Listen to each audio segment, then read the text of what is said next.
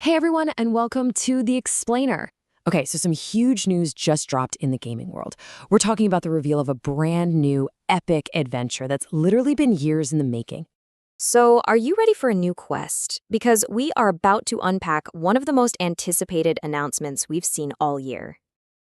This isn't just another game announcement. This really feels like the arrival of a whole new chapter in a saga that is absolutely beloved by millions of people all over the world. And right out of the gate, the developers, Corn Fox and Bros, they are not holding back at all. When the creators of a series this big call their new project their most ambitious yet, you know they're trying to totally redefine what's possible. That's a pretty bold statement, and it sets expectations incredibly high. So, here it is. The official title is Oceanhorn 3 Legend of the Shadow Sea. Not only does this confirm that we're getting a full blown trilogy, but that name, Legend of the Shadow Sea, it definitely hints at something darker, a lot more mysterious. The legend is officially continuing. Now, to really get why this is such a big deal, we kind of have to take a look back. That name, Oceanhorn, carries, well, more than a decade of history with it. Just look at this timeline right here. The first game, Monster of Uncharted Seas, that landed all the way back in 2013 and set the whole stage. Then, 6 years later in 2019, Knights of the Lost Realm came out and just completely evolved the formula. And now, after a 7-year wait, we're finally getting the third chapter in 2026. This shows you, this isn't a series that just rushes out sequels. No, this is a saga that takes its time to get everything just right.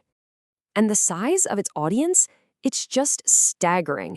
I mean, we're talking about over 50 million players worldwide who have jumped into an Oceanhorn adventure. So yeah, this isn't some niche indie darling. This is a global phenomenon with a massive, massive community that's been eagerly waiting for this next chapter. So, with a legacy like that, what's actually waiting for us in this new world? Let's dive into what makes the Shadow Sea so different. You can really see the evolution laid out here. We're moving from the bright, vibrant realm of Arcadia to the mysterious Shadow Sea. And our protagonist? No longer a young knight, but a seasoned hero, which just suggests a way deeper, more personal story. But the biggest change might be the core gameplay mechanic. It's shifting from that versatile caster gun to something called the Shadow Gauntlet. I mean, this implies totally new powers, right? Maybe something more magical, maybe even a little sinister, tying right into the darker themes of this new world. And this list of new features, wow, it promises a huge upgrade across the board. First off, console quality graphics. That's a huge claim for a game launching on mobile, and it would be a massive technical leap. Then you've got dynamic day and night cycles, which will just make the world feel so much more alive and immersive. They're also promising advanced sailing mechanics, which makes me think that exploring the seas is going to be a much bigger, more central part of the adventure this time. And, just as we thought, a darker, more mature storyline is confirmed, which is going to bring with it all sorts of dangerous new enemies and ancient magic to discover.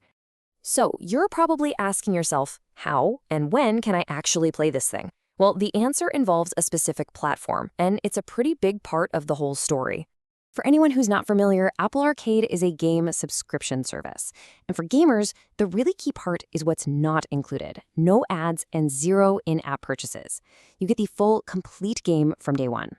And this choice is really significant because it lets the developers create a deep, story-driven adventure without having to design around monetization, which, let's be honest, is perfect for an experience like Oceanhorn. And here's the best part, you don't have to wait long at all. The game is launching on March 5th. That is incredibly soon. So go ahead and mark your calendars because this brand new quest kicks off in just a couple of weeks. All right, so what does this all mean? When you put together its rich history and this ton of new features, what are the key takeaways? Let's break down exactly why this game should be at the very top of your watch list. It really all comes down to 3 things.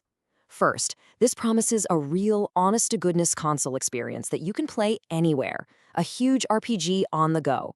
Second, it's the long-awaited next chapter in an epic saga that millions of players are already super invested in.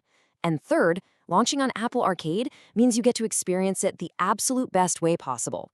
A complete, uninterrupted story with no ads or in-out purchases breaking that immersion. And really, this is the bottom line. The term mobile game can sometimes come with, certain expectations, but Oceanhorn 3 looks like it's ready to just completely shatter them.